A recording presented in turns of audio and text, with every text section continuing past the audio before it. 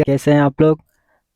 आज के हम इस वीडियो में आप लोग को ईबीएस का 1000 पीवाई की प्रश्न देखेंगे, ठीक है, जिसमें से 190 प्रश्न पहले के वीडियो में देख चुके हैं। तो आइए उसके आगे आज हम लोग शुरू करते हैं। एक एक प्रश्न बहुत ही इम्पोर्टेंट है, एक भी प्रश्न मिस नहीं करना है। तो आइए चालू करते हैं। आज के लिए आज सबसे पहला प्रश्न यहाँ पे है कि निम्नलिखित में से किस एक प्राणी को किसान का मित्र कहा जाता है। ये बहुत ही वीवीआई प्रश्न है। तो पहला ऑप्शन है चींटी, केंचुआ, मधुमक्खी, तितली। तो याद रखना है केंचुआ को किसानों का मित्र कहा जाता है और 2 नंबर में सांप को कहा जाता है। याद रखना है केंचुआ अगर ऑप्शन में नहीं होता तो हमारा आंसर सांप हो जाता है, ठीक है, लेकिन यहाँ पे आंसर का दिया है केंचुआ है तो आंसर हमारा केंचुआ हो जाएगा। याद रखना है किसानों का मित्र केंचुआ को कहते हैं, उसके बाद सांप को भी कहते हैं। नेक्स्ट यहाँ पे प्रश्न दिया हुआ है कि पर्यावरण से बचने के लिए चिपको आंदोलन कौन सा राज्य जुड़ा हुआ है। बताना है कि पर्यावरण को बचाने के लिए चिपको आंदोलन से कौन सा राज्य जुड़ा हुआ है। तो याद रखना है उत्तराखंड। पर्यावरण को बचाने के लिए चिपको आंदोलन जो था उत्तराखंड राज्य से जुड़ा हुआ था। उसके बाद नेक्स्ट क्वेश्चन हम लोग देखेंगे 193 नंबर। दोस्तों लगभग हम लोग 1000 प्रश्न देखेंगे, इससे बार एकदम 100% बता रहे हैं कि ईवीएस का क्वेश्चन बाहर नहीं आएगा, ठीक है। फिर 193 में दिया है कि जीवों के व्यवहार का अध्ययन किया जाता है। बताना है कि जीवों के व्यवहार का जो अध्ययन होता है उसको किस में किया जाता है। तो इथोलॉजी में किया जाता है। नेक्स्ट प्रश्न दिया है कि समुद्री शैवाल किसका महत्वपूर्ण स्रोत है। बताना है कि समुद्री शैवाल जो है किसका महत्वपूर्ण स्रोत है। तो याद रखना है आयोडीन का। नेक्स्ट प्रश्न है कि सेक लाइकेन है। बताना है कि सेक जो है लाइकेन क्या है। तो याद रखना यह एक प्रकार के सहजीवी होता है। उसके बाद नेक्स्ट क्वेश्चन देखेंगे लो हम लोग कि सीएनजी का ईंधन के रूप में किसमें इस्तेमाल होता है। बताना है कि सीएनजी जो होता है ईंधन के रूप में किसमें उपयोग करते हैं लोग। वाहनों में करते हैं कि उद्योग में करते हैं कि खाना बनाने में किया जाता है कि वाहन और उद्योग दोनों में किया जाता है। तो याद रखना है सीएनजी का उपयोग हम लोग वाहन और उद्योग दोनों में करते हैं। उसका नेक्स्ट क्वेश्चन देखेंगे 197 नंबर कि पर्यावरण जागरूकता किसके द्वारा सृजन किया जा सकता है। बताना है कि पर्यावरण जागरूकता जो है किसके द्वारा सृजन कर सकते हैं लोग। तो याद रखना है क्षेत्रीय भ्रमण के द्वारा पर्यावरण जागरूकता को क्या कर सकते हैं, बढ़ावा दे सकते हैं लोग। उसके बाद नेक्स्ट यहाँ पे क्वेश्चन दिया 198 नंबर कि एलपीजी किसका संक्षिप्त रूप है। बताना है कि एलपीजी किसका संक्षिप्त रूप है। तो याद रखना है लिक्विफाइड पेट्रोलियम गैस उसका फुल फॉर्म होता है, ठीक है। पूछ रहा है क्वेश्चन कि एलपीजी का पूरा नाम क्या है। तो लिक्विफाइड पेट्रोलियम गैस। तो इसका राइट आंसर सी हो जाएगा। उसके बाद नेक्स्ट क्वेश्चन दिया हुआ है कि पृथ्वी तक पहुंचने से पहले ओजोन परत किन किरणों को अवशोषित करता है। बताना है कि पृथ्वी तक पहुंचने से पहले और जो यहाँ पे ओजोन परत होता है किसको अवशोषित करता है। तो याद रखना है पराबैंगनी किरणों को क्या कर लेता है, अवशोषित कर लेता है। उसके बाद नेक्स्ट क्वेश्चन यहाँ पे दिया है कि चमगादड़ स्तनधारी है क्योंकि वह उड़ता है कि रात्रिचर है कि शाकाहारी है कि बच्चा का जन्म देता है। तो याद रखना चमगादड़ एक प्रकार के स्तनधारी है क्योंकि यह बच्चा का जन्म देता है। नेक्स्ट प्रश्न है कि पर्यावरण की परिभाषा क्या है। बताना है कि पर्यावरण की परिभाषा क्या होता है। तो एबायोटिक एवं बायोटिक घटक को हम लोग क्या बोलते हैं, पर्यावरण बोलते हैं। उसके बाद नेक्स्ट यहाँ पे कुछ प्रश्न दिया हुआ है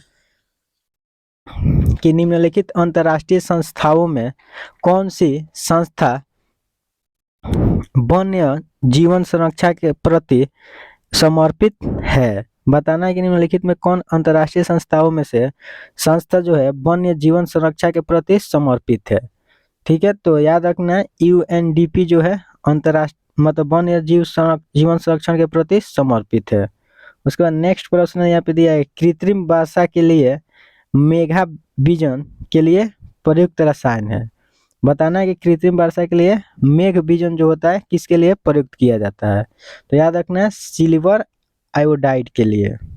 उसके बाद नेक्स्ट प्रश्न यहाँ पे दिया है कि बायोडीजल तैयार किया जाता है। बताना है कि बायोडीजल जो है किस कब तैयार किया जाता है। तो याद रखना है जेट्रोफा के लिए तैयार किया जाता है। और नेक्स्ट प्रश्न है कि विश्व ओजोन दिवस कब मनाया जाता है। यह क्वेश्चन अपने आप में बहुत ही महत्वपूर्ण है कि ओजोन दिवस कब मनाया जाता है। विश्व ओजोन दिवस तो याद रखना है 16 सितंबर को पूरे विश्व में ओजोन दिवस मनाया जाता है।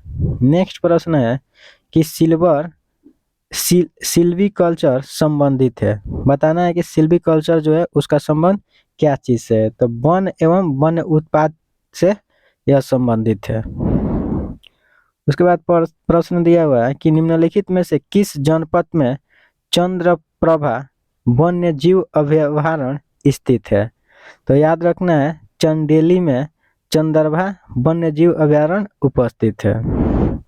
उसके बाद नेक्स्ट प्रश्न है कि निम्नलिखित में से कौन द्वितीय श्रेणी का उपभोक्ता है। बताना है कि निम्नलिखित में कौन द्वितीय श्रेणी का उपभोक्ता है। ठीक है, तो याद रखना सांप जो है द्वितीय श्रेणी का उपभोक्ता होता है।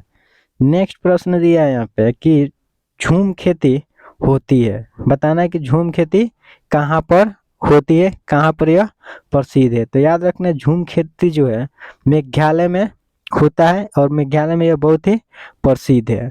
नेक्स्ट प्रश्न दिया है कि शुष्क बर्फ किसका ठोस रूप है। तो याद रखना है शुष्क बर्फ जो है CO2 मतलब कार्बन डाइऑक्साइड का ठोस रूप है। तो इसका राइट आंसर हो जाएगा ऑप्शन नंबर बी। उसके बाद नेक्स्ट प्रश्न दिया है कि चिपको आंदोलन किस राज्य से संबंधित है। तो इसका हम लोग अभी पढ़े थे लोग, चिपको आंदोलन का संबंध जो था क्या चीज से था, उत्तराखंड से। ठीक है, अभी ऊपर हम लोग इसको देखे थे लोग। नेक्स्ट प्रश्न देखेंगे लोग कि निम्नलिखित में कौन सा एयरलाइंस वर्तमान में सेवा में नहीं है। बताना है कि कौन एयरलाइंस है जो वर्तमान में अभी सेवा में नहीं है। तो इसका आंसर हो जाएगा एयर सहारा। ठीक है, एयर इंडिया जो सहारा है, एयर सहारा, इसको हम लोग पहले भी मतलब बात कर चुके हैं, एक क्वेश्चन रिपीट हुआ है। नेक्स्ट प्रश्न देखेंगे यहाँ पे कि निम्नलिखित में से कौन सा युग्म ठीक नहीं है। बताना है कि जो युग्म दिया है इसको मिलान करना है कौन सा सही नहीं है। ठीक है, तो गाना जो है चीनी से उत्पादन किया जाता है, सही है। अब्रक विद्युत उपकरण ये भी सही है। कपास सूती वस्त्र ये भी सही है। लेकिन जूट जो है रेशमी वस्त्र ये सही नहीं है। तो नहीं वाला देखना था, तो हमारा राइट आंसर हो जाएगा ऑप्शन नंबर ए। उसके बाद नेक्स्ट प्रश्न यहाँ पे दिया हुआ है कि बिहार राज्य में स्थित भारत का सबसे लंबा सड़क पुल कौन है। यहाँ पे सड़क होगा, गलती लिखा गया है। याद रखना है कि बिहार राज्य में स्थित भारत का सबसे लंबा सड़क पुल कौन है। ठीक है, तो इसका राइट आंसर हो जाएगा option number B, Mahatma Gandhi सेतु। नेक्स्ट प्रश्न है कि किस विटामिन की कमी से घाव से रक्त का बहना नहीं रुकता है। तो याद रखना है ये भी क्वेश्चन पीछे हम बता चुके हैं, एक रिपीट क्वेश्चन है। याद रखना है कि विटामिन के कमी से रक्त से घाव का बहना नहीं रुकता है। नेक्स्ट प्रश्न यहाँ पे दिया है चूहों द्वारा फैलने वाला रोग है। ठीक है, तो याद रखना है प्लेग जो होता है चूहा के द्वारा फैलने वाला रोग होता है। नेक्स्ट प्रश्न यहाँ पे दिया हुआ है कि प्राथमिक समाजीकरण है। बताना है कि निम्नलिखित में प्राथमिक समाजीकरण कौन है। तो याद रखेंगे शुरुआती आयु में परिवार एवं मित्रों से सीखना, इसी को हम लोग क्या बोलते हैं, प्राथमिक समाजीकरण। नेक्स्ट प्रश्न है कि निम्नलिखित में से कौन खरीफ फसल नहीं है। बताना है कि कौन खरीफ फसल नहीं है। तो चावल खरीफ फसल होता है, गन्ना भी खरीफ फसल होता है, मक्का भी खरीफ फसल होता है, लेकिन गेहूं जो है खरीफ फसल नहीं होता है। नेक्स्ट प्रश्न दिया है कि निम्नलिखित में कौन सा पदार्थ बायोगैस संयंत्र में प्रयोग नहीं होता है। बताना है कि कौन सा पदार्थ है जो बायोगैस संयंत्र में प्रयोग नहीं किया जाता है। तो याद रखना है खनिज तेल जो है उसको बायोगैस संयंत्र में हम लोग प्रयोग नहीं करते हैं। नेक्स्ट प्रश्न दिया गया है, यह प्रश्न सीटेट में भी पूछा हुआ है, भारत का राष्ट्रीय पक्षी कौन है। ठीक है, यह देख लीजिए जाके प्रीवियस ईयर में। ठीक है, यह सीटेट में पूछा था, तो इसका राइट आंसर हो जाएगा ऑप्शन नंबर बी, भारत का राष्ट्रीय पक्षी मोर है। नेक्स्ट प्रश्न दिया है कि खाद्य श्रृंखला में ऊर्जा का प्रवाह होता है। बताना है कि खाद्य श्रृंखला में ऊर्जा का प्रवाह जो है कहाँ होता, कैसा होता है। तो याद रखना है चक्रीय होता है। उसके बाद नेक्स्ट प्रश्न यहाँ पे दिया है कि परितंत्र में ऊर्जा का प्राथमिक स्रोत क्या है। बताना है कि परितंत्र में ऊर्जा जो है उसका प्राथमिक स्रोत क्या है। तो याद रखना है सूर्य का प्रकाश। परितंत्र के लिए सूर्य का प्रकाश समझ लिए रामबाण मतलब साबित है। उसके बाद नेक्स्ट प्रश्न है कि बिहार राज्य में लीची के उत्पादन में कौन सा राज्य आगे है? ये भी प्रश्न हम पीछे बता चुके हैं, ठीक है। तो इसका राइट आंसर हो जाएगा क्या चीज? मुजफ्फरपुर। लीची की खेती के लिए बिहार में मुजफ्फरपुर बहुत ही आगे है। नेक्स्ट प्रश्न दिया है कि बिहार के निवासियों का मुख्य भोजन क्या है? ये भी प्रश्न हम पीछे बता चुके हैं, तो याद रखना है कि बिहार के निवासियों का मुख्य भोजन क्या है? चावल है। नेक्स्ट प्रश्न यहाँ पे है कि भारत में पूर्व पश्चिम की ओर बहने वाली सबसे लंबी नदी कौन है? भारत में पूर्व से पश्चिम की ओर बहने वाली सबसे लंबी नदी कौन है? तो याद रखना है नर्मदा नदी जो है भारत में पूर्व से पश्चिम की ओर बहती है। उसके बाद नेक्स्ट प्रश्न है कि बच्चे दुनिया के बारे में अपनी समझ का सृजन करते हैं, यह कथन किसका है? तो याद रखना है पियाजे महोदय ने बताया है कि बच्चे दुनिया के बारे में अपनी समझ का क्या करते हैं? सृजन करते हैं। तो इसका राइट आंसर हो जाएगा ऑप्शन नंबर बी। उसके बाद नेक्स्ट क्वेश्चन है कि सतत एवं व्यापक मूल्यांकन की तकनीक है, बताना है कि सतत और व्यापक मूल्यांकन जो है उसका तकनीक क्या है? तो याद रखना है निदानात्मक मूल्यांकन। नेक्स्ट प्रश्न दिया हुआ है 128 नंबर कि एक अच्छे परीक्षण की कौन सी विशेषता नहीं है?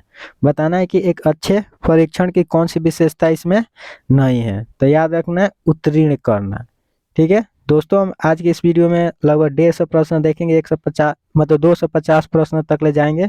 उसके बाद कल दूसरे आगे बढ़ेंगे इससे। नेक्स्ट प्रश्न यहाँ पे दिया हुआ है कि छात्रों में रटने की प्रवृत्ति रोकने के लिए कैसा प्रश्न पूछना चाहिए? तो ये भी प्रश्न हम लोग पीछे देख चुके हैं, फिर भी इसका राइट आंसर हो जाएगा ऑप्शन नंबर ए। बच्चों में रटने की प्रवृत्ति को रोकने के लिए, कम करने के लिए हमको वस्तुनिष्ठ प्रश्न को देखना चाहिए। नेक्स्ट यहाँ पे प्रश्न दिया हुआ है कि पौधे के विभिन्न भागों के शिक्षण हेतु आवश्यक है, बताना है कि पौधा जो होता है उसका विभिन्न भागों के शिक्षण के लिए क्या आवश्यक है, ठीक है। तो इसका राइट आंसर हो जाएगा पौधों का अवलोकन करना। पौधों का अवलोकन हम लोग करेंगे, ठीक है, तो उसके विभिन्न भागों के बारे में क्या करेंगे? अच्छी तरह से सीख जाएंगे। नेक्स्ट प्रश्न है कि लड़के लड़कियों की अपेक्षा अधिक बुद्धिमान होते हैं, यह कथन क्या है? बताना है कि लड़का जो है लड़कियों की अपेक्षा अधिक बुद्धिमान होता है, यह कथन से क्या अभिप्राय हो रहा है? तो सही है कि सही हो सकता है कि बुद्धि के भिन्न पक्षों के लिए सही है कि लैंगिक पूर्वाग्रह को प्रदर्शित करता है। तो याद रखना है इसका आंसर हो जाएगा ऑप्शन नंबर डी। यह कोई जरूरी नहीं है कि लड़का जो है लड़की की अपेक्षा ज्यादा बुद्धिमान होता है, चाहे लड़की लड़का से अधिक बुद्धिमान होता है, यह जेंडर पक्षपात है, ठीक है। तो इसका राइट आंसर हो जाएगा ऑप्शन नंबर डी। नेक्स्ट प्रश्न यहाँ पे दिया हुआ है कि बिहार राज्य में कक्षा 5 तक पर्यावरण अध्ययन कैसा विषय है? बताना है कि बिहार राज्य में कक्षा 5 तक पर्यावरण अध्ययन जो विषय है कैसा है, ठीक है। तो इसका राइट आंसर हो जाएगा समन्वित, ठीक है। उसके बाद नेक्स्ट प्रश्न हम लोग देखेंगे कि पर्यावरण अध्ययन में भ्रमण का मुख्य उद्देश्य क्या होता है? बताना है कि पर्यावरण अध्ययन जो होता है उसमें भ्रमण कराना बच्चों का मुख्य उद्देश्य क्या होता है? तो प्रत्यक्ष अनुभव, मतलब डायरेक्ट भ्रमण कराने से, बच्चों को घुमाने से क्या होता है? प्रत्यक्ष उसको अनुभव होता है, ठीक है। तो उसका राइट आंसर हो जाएगा ऑप्शन नंबर सी। नेक्स्ट प्रश्न दिया है 234 नंबर के प्राथमिक स्तर पर पर्यावरण अध्ययन के लिए कौन सी विधि प्रभावशाली है? बताना है कि प्राथमिक स्तर पर पर्यावरण अध्ययन के लिए कौन सी विधि प्रभावशाली है? तो इसका राइट आंसर हो जाएगा वाद विवाद, ठीक है। नेक्स्ट प्रश्न यहाँ पे दिया है कि निम्नलिखित में से कौन सा एक अभिप्रेरणा शिक्षण का संकेत होता है? तो बताना है कि 235 का आंसर क्या हो जाएगा, मतलब कौन सा एक अभिप्रेरित शिक्षण का संकेत उद्देश्य है? तो याद रखना बच्चों द्वारा प्रश्न पूछना। अगर बच्चा टीचर से प्रश्न पूछ रहा है तो समझेंगे कि बच्चा क्या है? प्रेरित है, ठीक है, उसके शिक्षक के पढ़ाई लिखाई से प्रेरित है।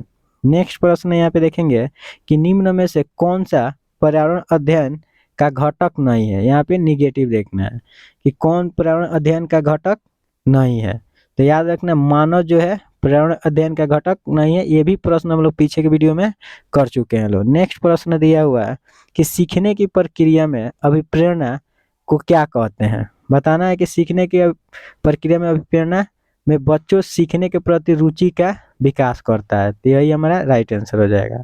उसके बाद नेक्स्ट प्रश्न दिया है कि पर्यावरण अध्ययन के लिए आप छात्रों को कौन से चैनल दिखाने का सुझाव देंगे? पर्यावरण अध्ययन के बारे में जानने के लिए छात्रों को हम लोग कौन सा चैनल दिखाएंगे तो सबसे बेस्ट रहेगा? तो नेशनल जियोग्राफी की, डिस्कवरी की, एनिमल प्लांट, तो इनमें से सभी। तो हमारा राइट आंसर हो जाएगा इनमें से सभी। ये भी प्रश्न हम पिछले को वीडियो में देख चुके हैं लोग। नेक्स्ट प्रश्न है कि बिहार राज्य हेतु पर्यावरण अध्ययन के शिक्षण के लिए प्राथमिक स्तर का पाठ्यक्रम का निर्माण किसने किया है?